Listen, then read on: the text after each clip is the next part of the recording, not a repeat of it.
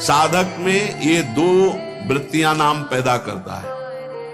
पहला, अंतःकरण के सारे दोषों को भगाना।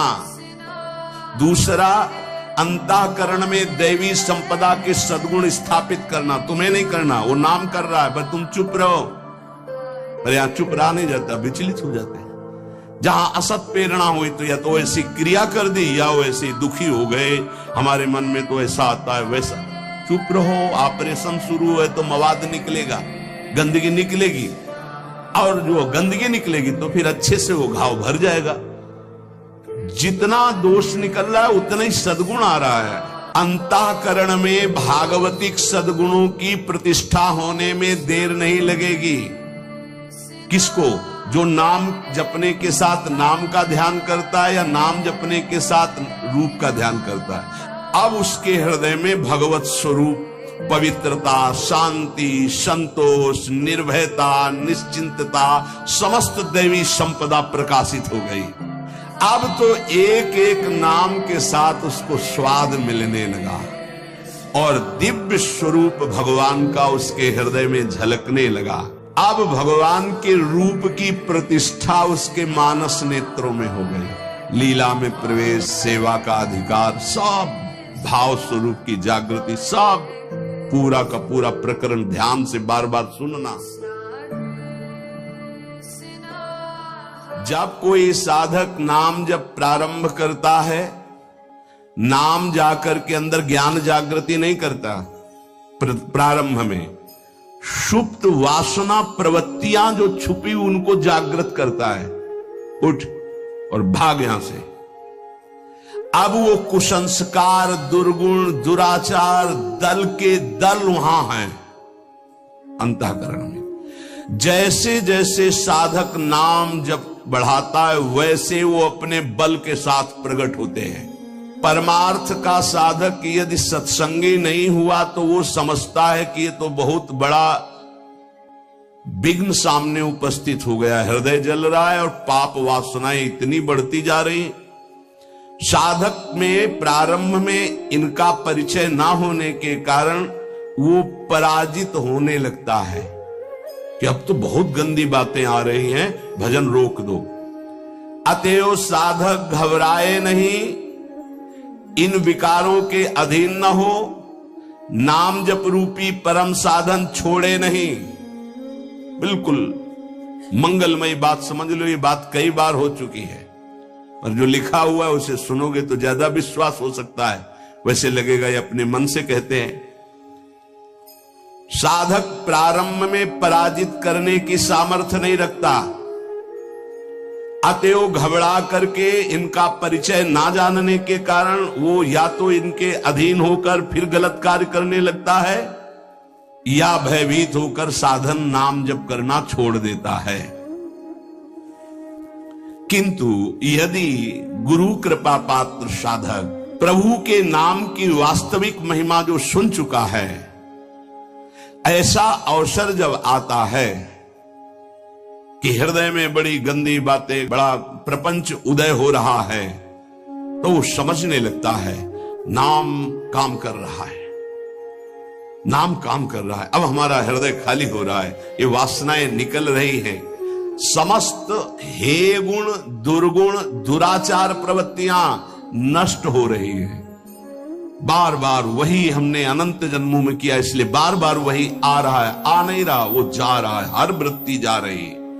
अतएव और नाम उच्चारण बढ़ाए और सत्संग सुने, जिससे हिम्मत बनती जाएगी, घबराओगे नहीं। बड़ा भारी युद्ध है, एक दिन में सब डिलीट नहीं हो जाएंगे, धीरे धीरे। जिन गुणों से भगवान रीझते हैं, ध्यान देना, एक विकार गया, एक गुण आ गया, वो विकार की वृत्ति गई, दूसरा गुण आ गया, खाली नहीं रखता।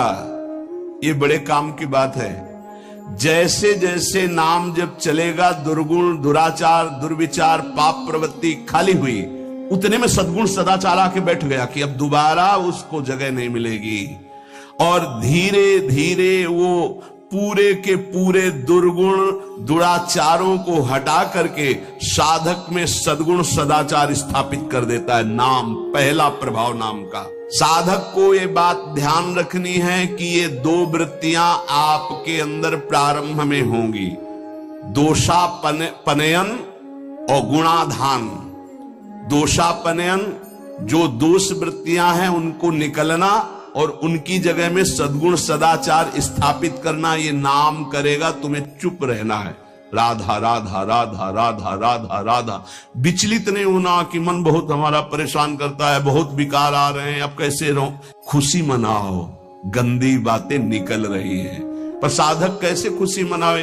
वो तो मन में तदात्म में, तो मन में जलन हो रही है और वो निकल रहे हैं तो वो समझ रहा है आ रहे हैं, और फिर वो उनसे या तो द्वेष कर बैठता है या तो राग। द्वेष कर बैठता, क्यों आ रहे हैं, क्यों ऐसा ऐसा, उनकी सत्ता दृढ़ हो रही।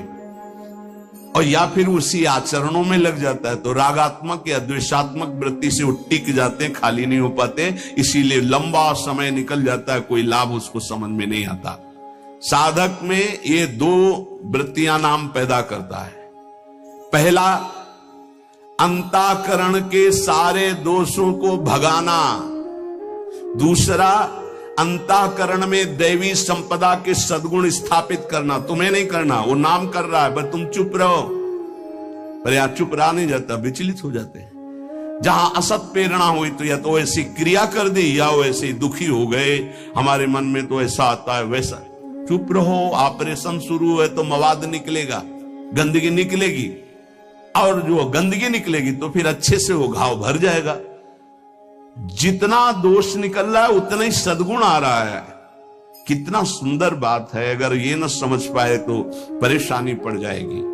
बिल्कुल निश्चिंत रहिए, तुम्हारे अंदर काम क्रोध लोभ जो भी दोष दिखाई दे रहे हैं आ नहीं रहे, जा रहे हैं, जा रहे हैं, और वो जगह खाली नहीं हो रही, वहां दैवी संपदा भर रही जिससे भगवान प्रसन्न होते हैं।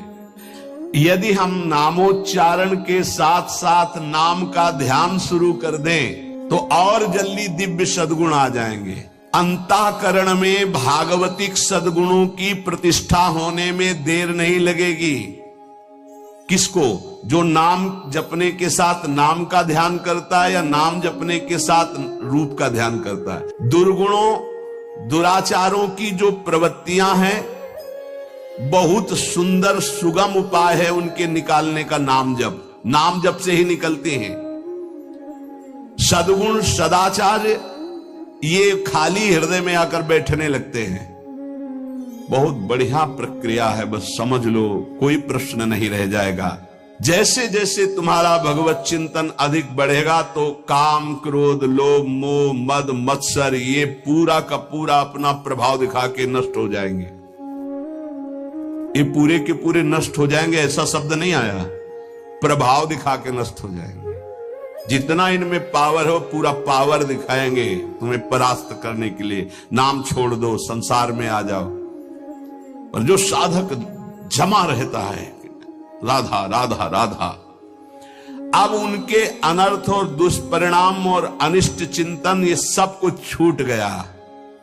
नाम से पूर्व पाप भस्म हुए, वर्तमान का जो अनर्थ है, दुष्परिणाम है, अनिष्टकारी चिंतन है, वो छूट गया। अब उसके हृदय में आनंद का प्रादुर्भाव हुआ। अब उसके हृदय में भगवत स्वरूप पवित्रता, शांति, संतोष, निर्भयता, निश्चिंतता, समस्त दैवी संपदा प्रकाशित हो गई। अब तो एक एक नाम के साथ उसको स्वाद मिलने लगा और दिव्य स्वरूप भगवान का उसके हृदय में झलकने लगा। अब भगवान के रूप की प्रतिष्ठा उसके मानस नेत्रों में हो गई। पूरा का पूरा प्रकरण ध्यान से बार बार सुनना।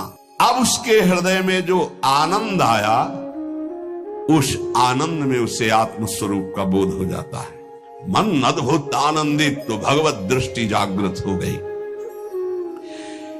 ये दो अधकचरी दशा के नाम जापक होते हैं, इनकी बड़ी दुर्दशा होती है।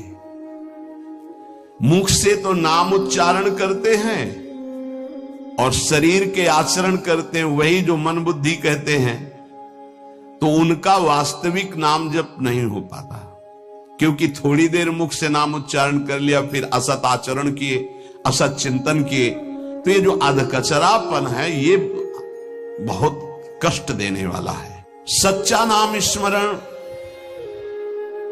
जो पीछे वर्णन किया गया, आपको परास्त नहीं होना, बराबर नाम।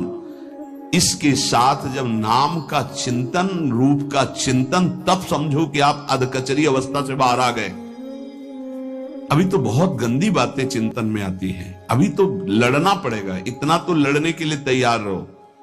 अगर तो ये सब हमसे नहीं होगा तो एक उपाय है, किसी महाभागवत को पूरा जीवन समर्पित कर दीजिए, खत्म खेल आपका।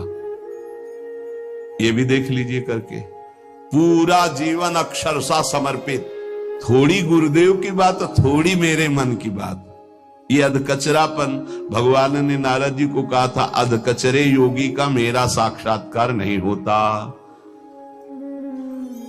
थोड़ा गुरुदेव की बात माननी है, थोड़ी अपनी बात माननी है, अधकचरापन। पूरी बात गुरुदेव की माननी है, बस बढ़िया बात बन जाएगी। जब निकले वो मूड़े मुड़ा लिया है भगवत मार्ग में, फिर क्या, फिर अपने मन की बात क्या रह गई। नाम, नामी और नाम धारक तीनों एक हो जाते हैं, ध्यान दीजिए, अभेद हो गया। नाम, नामी और नाम धारक तीनों एक हो गए।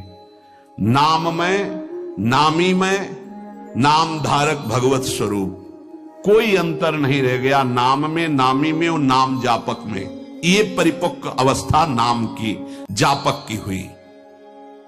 नाम स्मरण की बात, जिह्वा से नाम, कंठ से नाम और फिर हृदय से नाम प्रारंभ हो जाता है, अंतरात्मा से।